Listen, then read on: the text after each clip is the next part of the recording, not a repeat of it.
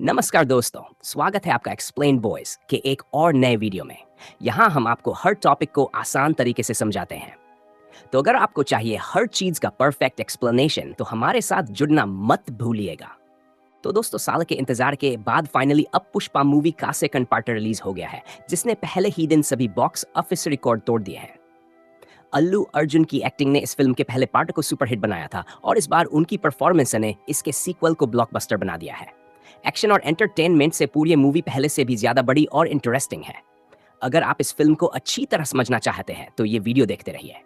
आज मैं Pushpa two the rule movie को शॉर्ट में एक्सप्लेन करूंगा। तो चलिए शुरू करते हैं। मूवी की स्टार्टिंग में पुष्पा को एक सपना दिखता है कि उसने अपना लाला चंदन जापान देश को सप्लाई किया, लेकिन उन लोगों ने इसके पैसे नहीं दिए। इसकी वजह से पुष्पा जापान जाता है और उस गैंग से लड़ता है जिन्होंने वो माल खरीदा था। लेकिन लड़ते वक्त पुष्पा को गोली लग जाती है। इससे उसे अपने बचपन की एक घटना याद आती है, जब वो ऐसे ही पानी में गिरा था और तभी इस भयानक कसपने से पुष्पा की नींद खुल जाती है। तो अब बात करते हैं असली कहानी की। इस फिल्म की स्टोरी पार्ट 1 कुछ टाइम बाद की है। अब पुष्पा की शादी हो चुकी है। सिंडिकेट का लीडर बनने से उसकी इज्जत और कमाई बहुत ज्यादा बढ़ गई है। दूसरी तरफ पुलिस ऑफिसर भंवर सिंह शेखावत, जिसे पुष्पा ने बेइज्जत करके उसके कपड़े उतारे थे और उसे रिश्वत देने से मना कर दिया था, वो अचानक कहीं गायब हो जाता है, जिससे सबको लगता है कि वो शर्म के मारे नौकरी छोड़कर भाग गया, लेकिन वो असल में बदला लेने की तैयारी कर रहा था। फिर वह दिन शेखावत अपना आवेश बदल के पुष्पा के मजदूरों के साथ जंगल चला जाता है और हाँ, लाल चंद की कटाई करने लगता है। फिर जैसे ही सारा माल वहां जमा हो जाता है, तब शेखावत पूरी पुलिस फोर्स को वहां बुला के सभी मजदूरों को गिरफ्तार कर लेता है और वो माल जब्त तक कर लेता है। उधर पुष्पा को जैसे ही ये पता चलता है तो वो की गैर मौजूदगी में पुलिस स्टेशन जाता है और वहां के सभी पुलिस वालों को पैसे देकर खरीद लेता है और अपने सभी मजदूरों को छुड़वा के अपना माल वापस ला लेता है। इसी बीच दिनेले सिद्धप्पा नायडू, जो कि सिंडिकेट से ही मिला हुआ वो पुष्पा को आंध्र प्रदेश के सीएम से मिलवाने ले जाता है। जाते वक्त पुष्पा को सीएम के साथ एक फोटो खिंचवाने बोलती है, पर सीएम इसके लिए मना कर देता है क्योंकि एक स्मगलर के साथ फोटो निकालने से उसकी इज्जत में दाग लग सकता था। इस बात से पुष्पा को बहुत बुरा लगता है कि वो अपनी बीवी की इच्छा पूरी नहीं कर पाया। तब वो नायडू को पूछता है कि अगर वो सीएम होता तो क्या वो उसके साथ फोटो निकालता, जिसके लिए वो हाँ कहता है। इसीलिए पुष्पा यह फैसला करता है कि अब वो किसी भीतर हसिद्धप्पा नायडू को आंध्र प्रदेश का सीएम बनकर रहेगा, ताकि वो के लिए वो फोटो ला सके, लेकिन इस काम के लिए बहुत सारे पैसों की जरूरत थी। तब पुष्पा नायडू को दिल्ली भेजता है और उसके जरिए सेंट्रल मिनिस्टर प्रताप रेड्डी से बात करता है। वो उसे सिद्धप्पा को सीएम बनाने बोलता है, जिसके लिए प्रताप रेड्डी तैयार हो जाता है। पर फिलहाल पुष्प के पास इतने पैसे नहीं थे। इसके लिए वो अपने धंधे को बढ़ाने का सोचता है और वो सिर्फ इंडिया में माल बेचने की बजाय उसे बाहर भी सप्लाई करने का फैसला करता है, जिसके लिए पुष्पा मालदीव्स देश जाकर हमीद नाम के एक इंटरनेशनल बायर से मिलता है और उसे 2 टन लाला चंदन 50 करोड़ रुपए में देने की डील करता है। यह सौदा होने के बाद अब पुष्प का टारगेट था इतना सारा माल जमा करना। इसके लिए वो लाल चंदन बेचने वाले सभी स्मगलर को अपने सिंडिकेट में शामिल कर लेता है और मजदूरों को ज्यादा पैसे देकर काफी स्पीड में पेड़ कटवाना शुरू करता है और वो सारा माल अपने चित्तूर जिले में जमा करने लगता है।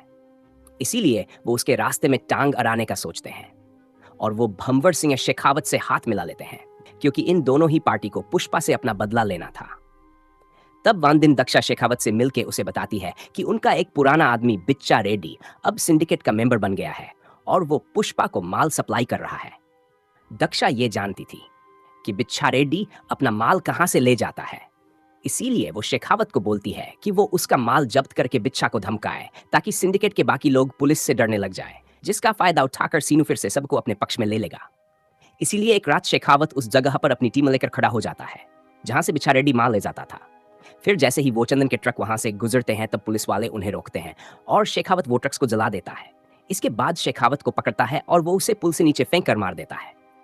तब दक्षा और सीनू वहां आकर उसे बोलते हैं कि उन्होंने सिर्फ उसे डराने के लिए कहा था, लेकिन शेखावत उन्हें कहता है कि अगर वो बिच्छा को उड़ाता तो इससे ज्यादा फर्क नहीं पड़ता था, पर उसके मरने से अब पूरा सिंडिकेट उससे डरेगा। फिर जैसे ही बिचा रेड्डी की मौत की खबर फैलती है तो सच में सिंडिकेट के लोग शेखावत से डरने लग जाते हैं और वो सब मंगल को फिर से सिंडिकेट का लीडर बनाने की बात करते हैं, ताकि पुष्पा और शेखावत के झगड़े में उनकी जान ना जाए। और इस हादसे के लिए सब लोग एएल नायडू को दोषी ठहराते हैं, क्योंकि उसी ने पुष्पा को सिंडिकेट का लीडर बनाया था। इसीलिए नायडू जाकर शेखावत से मिलता है और इस मैटर को शांति से सॉल्व करने की बात करता है, लेकिन भंवर सिन्हा को बहुत गुस्सा चला था। वो पैसे लेकर भी शांत नहीं हो रहा था। इसीलिए नायडू बोलता है कि अगर वो पुष्पा से उसे सॉरी बुलवा दे तो क्या वो उसे माफ कर देगा। तो शेखावत इसके लिए राजी हो जाता है और फिर वो एक बहुत बड़ी पार्टी रखता है ताकि वो सबके सामने पुष्पा को नीचा दिखा सके। उधर सिंडिकेट के सभी मेंबर्स पुष्पा पे दबाव डालते हैं कि वो शेखावत से माफी मांग ले। फिर जिस दिन वो पार्टी रहती है तब पुष्पा बहुत पी लेता है और सबकी बातों में आकर शेखावत के पास जाता है और उसे सॉरी बोल देता है। इससे शेखावत और बाकी सब लोग बहुत खुश होते हैं कि उन्होंने पुष्पराज को झुका दिया।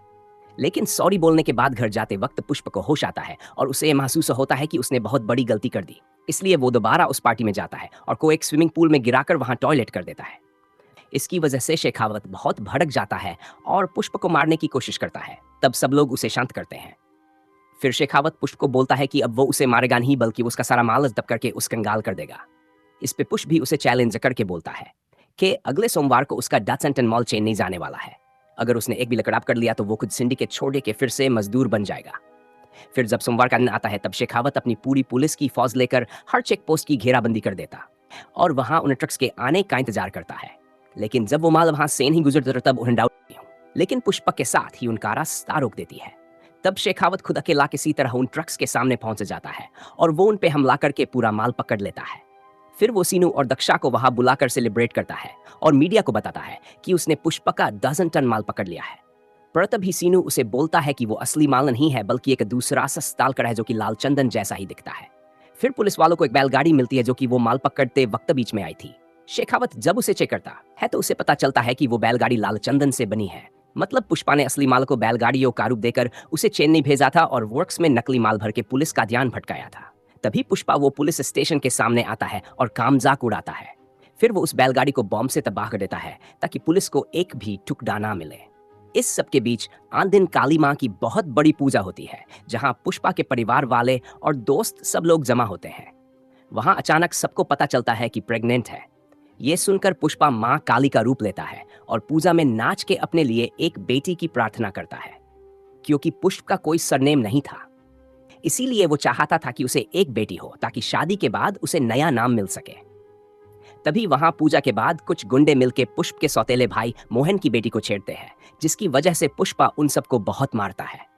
लेकिन इसके बावजूद भी मोहन इससे खुश नहीं होता और वो पुष्प को अपने परिवार से दूर रहने बोलता है। तब श्रीवल्ली मोहन की बहुत बेइज्जती करती है और वो लोग वहां से चले जाते हैं। इस सब के बाद पुष्प अपने माल को चेन्नई से आगे रामेश्वरम भेजता है जहां से वो चंदन श्रीलंका जाने वाला था और वहां से मालदीव्स का हामिद उसे दूसरे देशों में बेचने वाला था। वो 2 टन माल कहाँ है ये बात सिर्फ जक्का रेड्डी ही जानता था। इसीलिए जब जक्का रामेश्वरम जाता है तब अपना एक आदमी उसके पीछे भेज के ये पता लगा लेता है कि वो माल कहाँ है। फिर शेखावत बहुत सारे पुलिस वालों के साथ रामेश्वरम के समुद्री तट पर चला जाता है और वहां वो लोग बोट्स के अंदर माल लूटने लगते हैं जो कि उन्हें नहीं मिलता क्योंकि वो चंदन से बनी हुई बैलगाड़ियां नाव के अंदर नहीं बल्कि उसके नीचे पानी में रखी थी और रस्सी से बंधी थी। इसलिए जैसे ही वो पुलिस वाले बोट से बाहर आते हैं तब वो नाव वाले उस माल को लेकर श्रीलंका की तरफ बढ़ने लगते हैं जो कि वहां से पास में ही था। शेखावत उन बोट्स का पीछा करता है लेकिन वो लोग बॉर्डर क्रॉस कर लेते हैं। उन फिशिंग बोट्स को बॉर्डर क्रॉस करना अलाउड था लेकिन इंडियन पुलिस वाले वहां नहीं जा पाते।